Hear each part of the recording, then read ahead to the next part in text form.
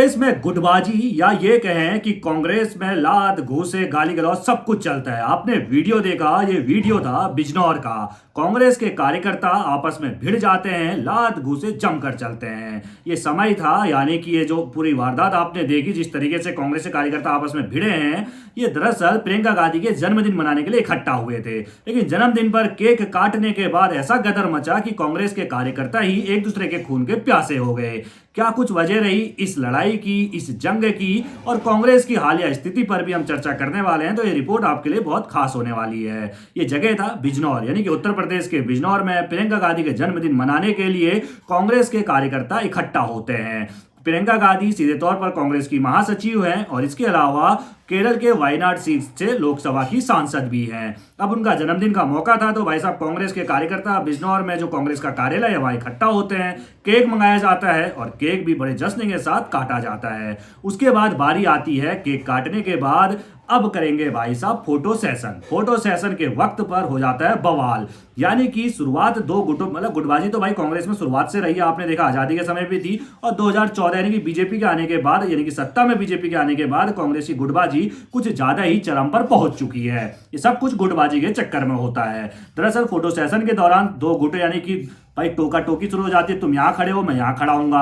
और जब ये टोका टोकी शुरू होती है, धीरे धीरे जो है वो पहले गाली गलौज में मामला पहुंचता है और उसके बाद हाथापाई में ये मामला पहुंच जाता है। आप देख सकते हैं किस तरीके से घोंसे बजाए जा रहे हैं, एक दूसरे के खून के प्यासे हो गए। ये दोनों जो है वो कांग्रेस के ही कार्यकर्ता हैं। ऐसा नहीं कि कांग्रेस एक बीजेपी का कार्यकर्ता आपस में लड़ रहा है, दोनों कांग्रेस के कार्यकर्ता हैं और दोनों आपस में लड़ रहे हैं। प्रियंका गांधी का जन्मदिन मनाने के लिए इकट्ठा हुए थे। फोटो सेशन के दौरान ये बवाल हो जाता है, और बवाल होता है तो भाई बिजनौर में हड़कंप मच जाता है। और वहां मौजूद कोई कार्यकर्ता इस पूरी लड़ाई को, इस पूरे जो है जूतम पैजार घोंसे सब बज रहे हैं, इसको अपने मोबाइल में कैद कर लेता है। उसके बाद ये वीडियो सोशल मीडिया पर वायरल भी हो जाता है। अब जब सोशल मीडिया पर वायरल होता है तो कांग्रेस के जो नेता हैं वो कहते हैं कि भाई साहब ये आपस में गलतफहमी के चक्कर में इनकी लड़ाई हो गई थी, थाने तक ये बात नहीं पहुंची है। कोई बात नहीं जी, थाने तक बात नहीं पहुंची है, लेकिन एक चीज तो सत्य है ना कि कांग्रेस के अंदर गुटबाजी किस चरम पर है, कार्यकर्ताओं से लेकर ऊपरी स्तर तक ये सीधे तौर पर सामने आ चुका है।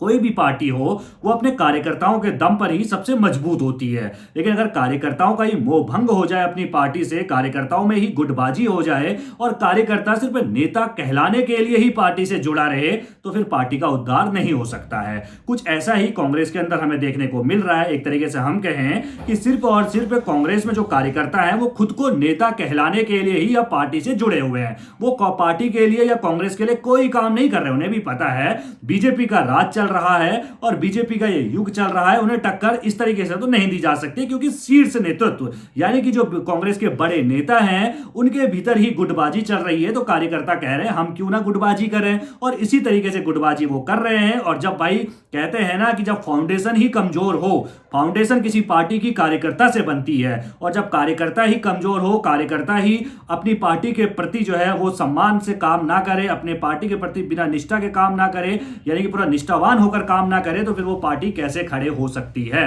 तो कांग्रेस का कुछ हाल ऐसा ही चल रहा है। बिजनौर की तस्वीर बहुत कुछ कहती है, और हर जगह हम देखते आए ना कि कांग्रेस में गुटबाजी है, तभी तो बीजेपी उसका फायदा उठा लेती है। और यही वजह है कि आज कांग्रेस के बड़े बड़े नेता बीजेपी में शामिल है, और बीजेपी ने उनको अच्छे अच्छे पद भी दे रखे हैं। किसी को केंद्रीय मंत्री बना दिया, और यहां तक कि कई तो मुख्यमंत्री भी बनकर बैठे हुए हैं। उसकी वजह सिर्फ और सिर्फ कांग्रेस के अंदर गुटबाजी ही है, और ये आज से नहीं, हम पिछले कई सालों से देखते आ रहे हैं, जिसका खामियाजा कांग्रेस को भुगतना पड़ता है। चुनाव के समय कांग्रेस के शीर्ष नेतृत्व तो आता है, कार्यकर्ताओं के बीच बातचीत करता है, लेकिन चुनाव खत्म होते ही वो फरार हो जाता है, 9-2-11 हो जाता है, फिर चुनाव तक भूल जाता है। और कांग्रेस का जो कार्यकर्ता है खुद को नेता कहलाने के लिए सोशल मीडिया पर अपनी फोटो कांग्रेस नेता लिखवाने के लिए जो है सिर्फ और सिर्फ कार्यकर्ता बना हुआ है। अगर कार्यकर्ता अपनी पार्टी के प्रति पूरी निष्ठा से काम करता तो इस तरह की लड़ाई, इस तरीके से घोंसे लड़ाई या जो भी आप इसको कहना चाहें, भाई मुक्का बेजा सब चल रहा है यहाँ पर, इस तरीके का हमें देखने को नहीं मिलता। आप किस तरह देखते हैं इस खबर को, अपनी राय कमेंट में रखना बिल्कुल ना भूलिएगा, और सभी खबरों को पहले पाने के लिए बेल आइकन दबाना बिल्कुल ना भूलिएगा। धन्यवाद।